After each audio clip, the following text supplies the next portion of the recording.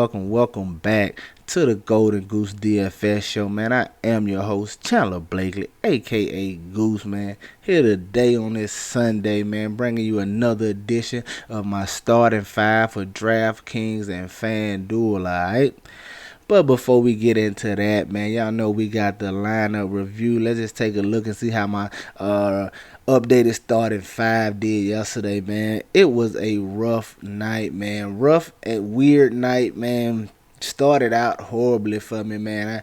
My two most exposed superstars were Damian Lillard and Steph Curry. We know how that Steph Curry news went. He probably burned a few of you all out there. And the crazy part about that, I was just talking with a subscriber the other day about injury news and things like that, and I had just said, like, during these times, these pandemic times, it's gonna be a late scratch right at tip off that you ain't gonna be able to do nothing about. And sure enough, it just happened. It happened to me last night with Steph Curry. You know what I'm saying? It's gonna hurt some people. It's gonna help some people, man. But you gotta take the good with the bad. It hurt me a lot because nobody was on Steph yesterday, like I figured they wouldn't be. And I had a lot of exposure to him, and that one burned us yesterday. It was definitely a losing night, man. Rough one. But let's take a look at my best lineup with the starting five yesterday. All right, you see it right here, man. Only gave us 215. I think it was in the $3 3 max on DraftKings right here.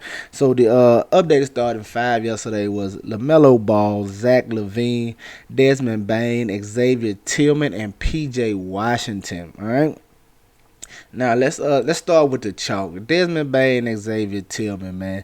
Those Memphis guys were real chalky yesterday. I knew they would be, but I just thought they was good enough plays, man. Those Grizzly guys had so many players out. I just figured there was no way that these guys don't see 30 plus minutes, man. And these are my favorite two Grizzlies. I play these sometimes without injury news, so that's why I wanted to go to Desmond Bain and Xavier Tillman. I had the most confidence in them two out of the Grizzly guys, and I was anticipating them seeing 30 plus minutes, but somehow the Grizzlies coach only found a way to play them about 25 minutes, man, which really hurt their chance at upside and ceiling. But I thought we would still get a better performance from these two guys than what they did. But hey, it fails sometimes. That just goes to show you it's always value in fading the chalk.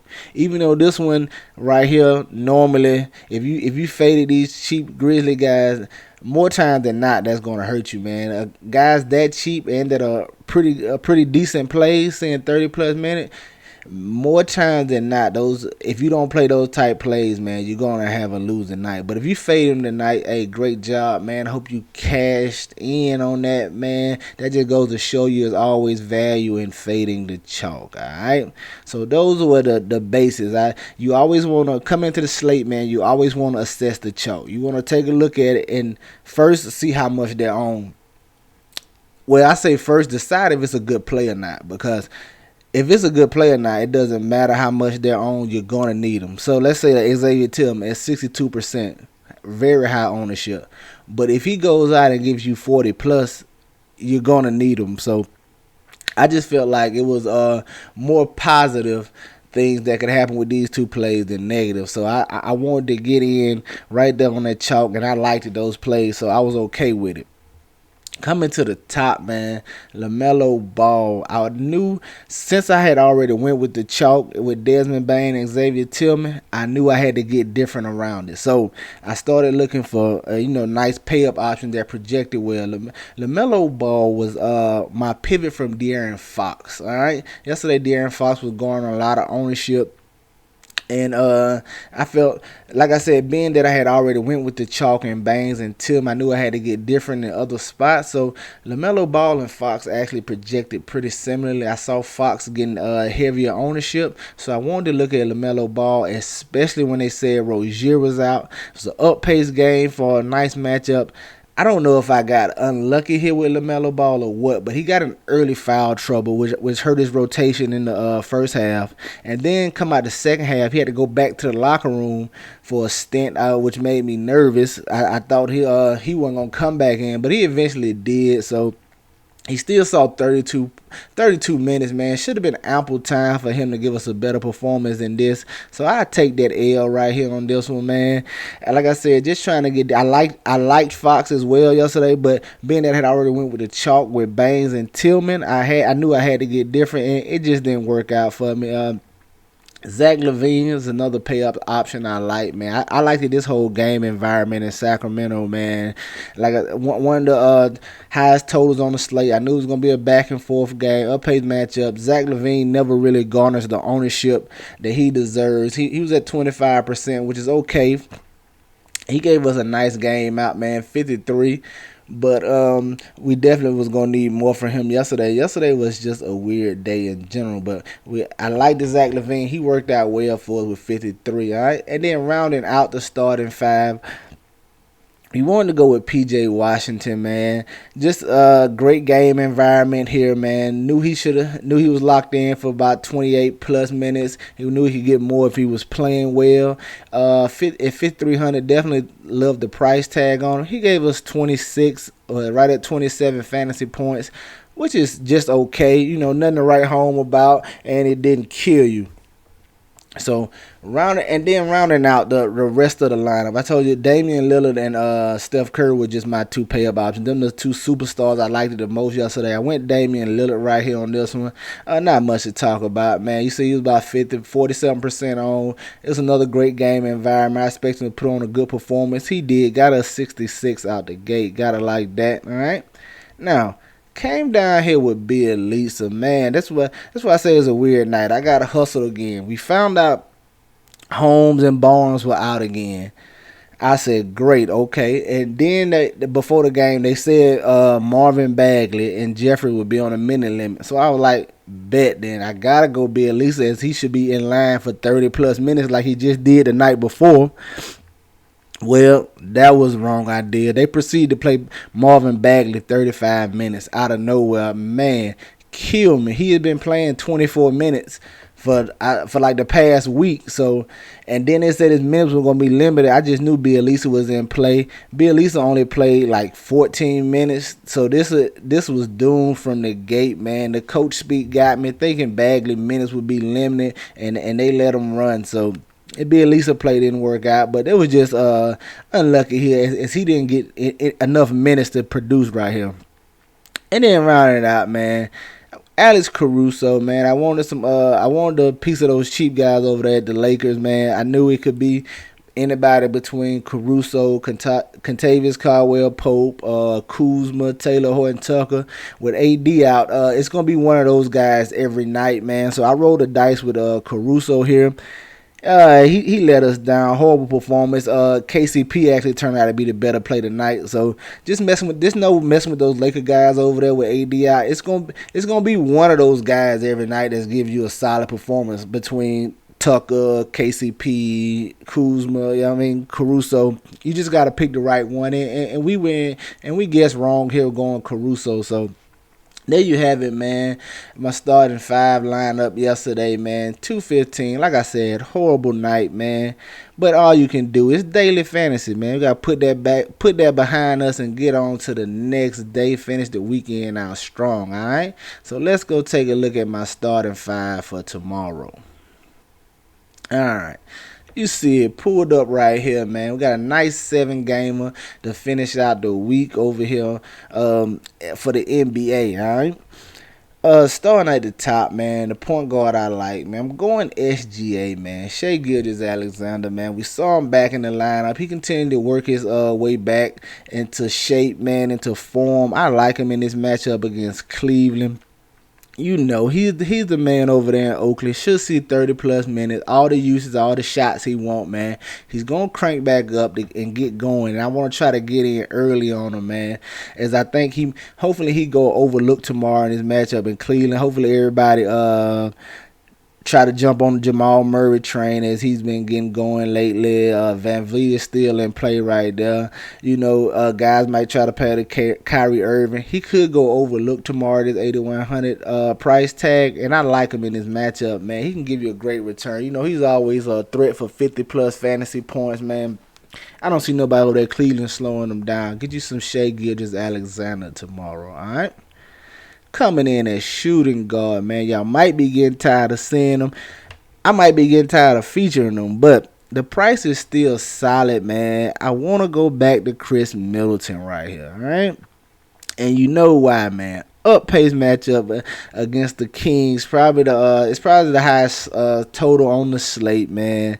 They expecting a blowout from Milwaukee Bucks. I'm not too worried about that because if it is a blowout, it's gonna be because of Giannis and Middleton and the stars performing well.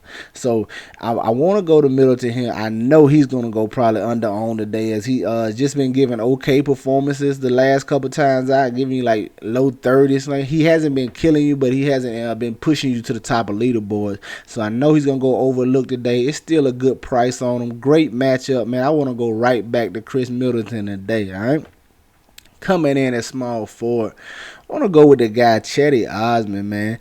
Since Torian Prince is out and he's been starting, man, he's really been performing well, man. You've seen him at over 30 plus fantasy points the last couple times out.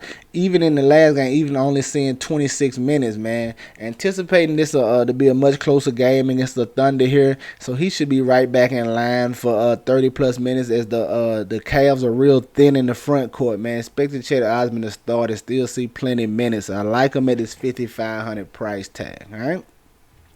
Power forward, man. This is my early dice roll right here. I'm going Bobby Portis, man. Like I said, they anticipating a blowout in this Sacramento Kings game too. I think you don't want to try to predict blowouts, but I do sports bet too, so I do think Milwaukee covers this 10. The Kings on the second night of a back-to-back. The Bucks are trying to keep going, keep the winds flowing as they coming off a little losing streak. So anytime the Bucks are in line for a blowout, anytime they blow somebody out, Bobby Portis always gives us a solid game. Just check through his game log and see with the blowout pending, if they blow him out, he should see more minutes. And Bobby Portis is a solid per minute fantasy point player, man. So I like him in this matchup. Anticipated, you don't do this. You don't want to try. Don't get in the habit of trying to predict blowouts and things of that nature. But I'm just taking a chance on. It's a dice roll here for me. I like him regardless. He still should be in line for solid minutes in production, even if the game doesn't blow out. But just trying to take a chance and see if it does blow out. He can give you 40 fantasy points in 25 minutes, man. Bobby Portis is a fantasy point per minute monster. All right, definitely gonna look at him tomorrow. And coming in at my center tomorrow, the guy I want to go with is Jarrett Allen at the center spot, man. All the minutes are his since they're not playing Drummond as they pursuing a trade, man. Like him in his matchup against Horford, man. He could have a big rebounding night tonight, man. As Horford is hasn't been a strong rebounder this year. I don't even think he has I don't even think he has a 10 rebound game this year. I have to go all the way through the game log, but he has not been very good on the boards. We know Allen is a top-notch shot blocker, and he's great on the boards, man. He's a little too fleet of foot down there for Horford, man. A little too quick. I think he's going to get to the ball. I'm looking for Jarrett Allen to have a big rebounding night and a big game to boot, man. I don't see Horford keeping him off the boards, man. Like I said, just too athletic for him down there, too long. He should be able to 15-plus boards tonight, man, in a nice double-double from Jarrett Allen is what I'm anticipating. Definitely, at this $7,100 price tag, you'll definitely love that type of production, all right? So there you have it, guys. My starting five for DraftKings today. Shai Gilgeous-Alexander, Chris Middleton, Chetty Osman, Bobby Portis, and Jarrett Allen, all right? Now let's go take a look at the FanDuel side of it. But before we do, man, y'all know what to do. Hit the subscribe button. Hit the like button, man. It really helps your boy out. I greatly appreciate it, all right? If you done made it this far in the video, might as well hit the like button, all right? FanDuel. Let's take a look. At the top, man, 8,300. Going with the boy Jamal Murray, man. You just heard me say he's been rounding back in the bubble form, man. He's been putting together some very nice fantasy performances. Over 60 his last 2 games out. I think 48 the one before that, man. He, like I said, he's rounding into a Bubble Murray form, man. I definitely want to take some shots on him, get some pieces of him over here on FanDuel at this 8,300 price tag. I'm gonna have some pieces of him on DraftKings as well, as he should be a very solid play in his matchup against Atlanta, man.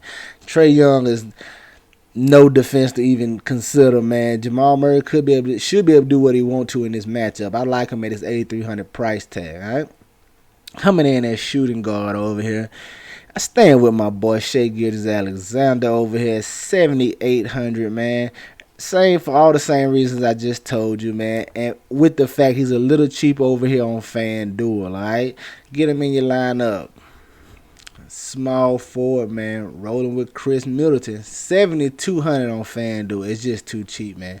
We talking about a guy that I told you that was in the low eights, middle and eights early on in the year, and now you getting him at almost under 7K on FanDuel, man. I think he's a must play. He's gonna he's gonna kill me forever at this price. As long as he at this price, man, and keeps falling on FanDuel, I'm gonna keep playing him, man. The guy is too good to keep struggling the way he is, man. We talking about an all-star performer, man. The two man, the Batman. I mean the Robin to Giannis's Batman, man. And no Drew Holiday. I just don't think he keeps struggling, man. I like Chris Middleton tomorrow. All right. And coming in at power forward, man, Marvin Bagley. Like I said, man, we want to take a chance on him here, man. If he's gonna see 30 plus minutes, man, he's a you can lock him in for a double, man.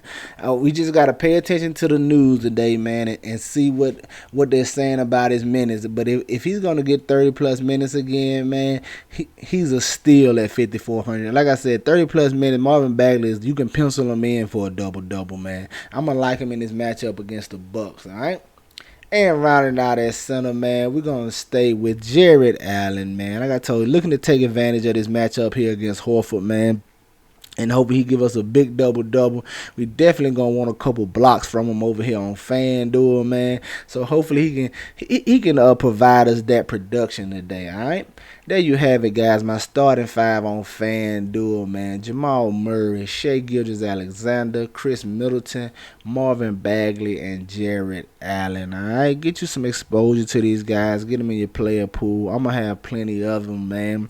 That's gonna do it for me here today, man. Y'all know the motto. Chances make champions. Y'all green up, man. I see y'all tomorrow, alright? Let's go.